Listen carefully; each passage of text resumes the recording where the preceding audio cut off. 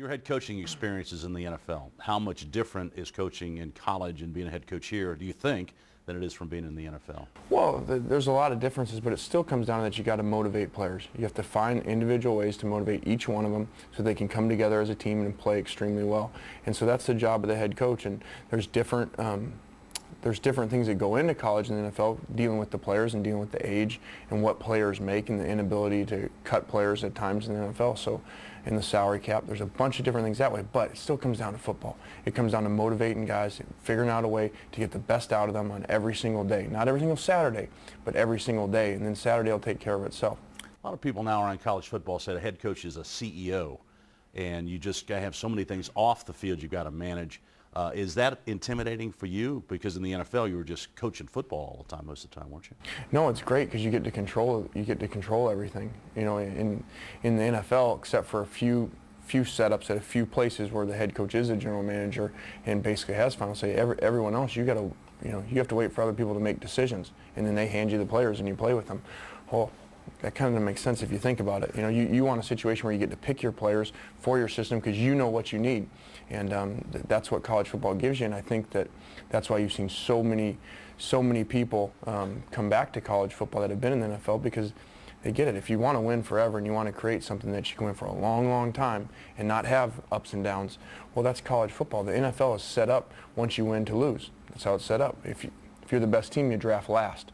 Well, if in college you're the best team, you're usually getting the best recruits. So it's completely different, and there is no free agency to equal things out. So as far as a competitive advantage in a field, you can just flat out work people in college football and make your team better. Where the NFL, you got to wait to draft. Your dad's coming to be the defensive coordinator here, Monte Kiffin, one of the most respected coaches in college football. Who initiated the contact or conversation about you two teaming up together? Did you approach him, or did he kind of come to you? Well, it's something we had talked about for a long time. You know, this is years in the working of if the right place in college football came available, and that I was the head coach there, that he'd want to come. And so this isn't something that just happened in the last month. This was something we talked about for a long time. And there's very, very few places he would have done this at. And the ability to have a place that we could really win, where we could go recruit the best players in the country, and that wasn't very cold. So those are what I was up against. Well, that's not many places. So we had to be in the best conference in the country. So fortunately we are, and so we were able to get him.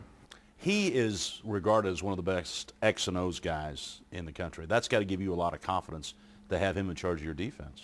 Yeah, the biggest thing as a head coach is to have the other side of the ball. So if you're a defensive head coach, offense. If you're offensive head coach, defense. And to have the other side of it taken care of just frees you up to do so many things.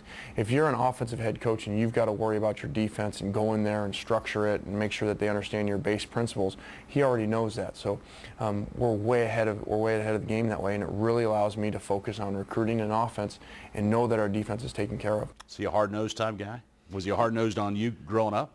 Yeah, he's disciplined and tough. I don't know that necessarily hard-nosed is. I think he used to be when he was younger. And I think he realized that there's different ways to motivate people, and so he's really someone that the players understand.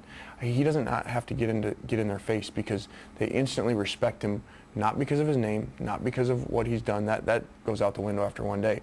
But when they go on the board with him and he puts the film on and he takes them to walk through, and they understand, wow, we're really getting better. I left the field today and I'm a lot better. That's how you get players to respect you.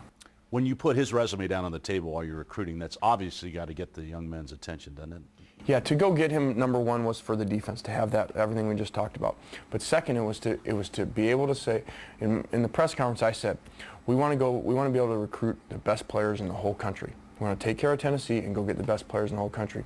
Well, we have got to put a product together why there is no reason for our Tennessee players to leave, and there's no reason that we can't be in the top 3 guys right away of everybody in the country. Well, I knew what our offense was going to be and what we had done before with this offense at USC, and I knew that players would have interest in coming to play for our offense. Well, getting him on defense allows us, number one, if you're an in-state player and you're a defensive player, there is no reason to look anywhere else. And if you're outside of the state, now you go, okay, what are my goals? If the NFL is your goal, you're gonna get coached every day by the best there ever has been in the NFL, and you get them in college. So when that draft day comes, you're way ahead of everyone else around the country. It's like you have the answers to the test when you go to the draft. And so it was really big for us to get him to take care of our defense, number one. But number two, there's no defensive player in the country that we can't go get right now and be in the top 3 right away. Speaking of defensive players, you got a pretty good one coming back in Eric Berry. What is your impression of Eric since you've seen him on tape? Yeah, I actually, years ago, I went by Eric's school.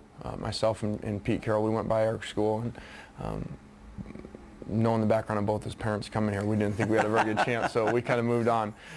But Eric is a tremendous, tremendous kid. We all know about him as a player, but even back in high school, we knew that, researching him, that he really understood how to be a student athlete, and he's carried that over here, and he's a fantastic player, and something that I know Monty's real excited about as well, to have somebody to build your defense around, and somebody that we're going to put in a bunch of different positions on defense to be able to make plays. Unanimous All-American. He's just a spectacular player with the football. But I think one of the things that sells Eric Berry is the fact he was elected captain as a sophomore. That doesn't happen very often. No, it goes back to who he is. You know, a dynamic competitor and somebody that the players really respect by the way that he works and the way that he carries himself on and off the field. That's what we want our culture to be. We want Eric Berry. Everyone wants him as a player. We want our culture to be like Eric Berry is off the field.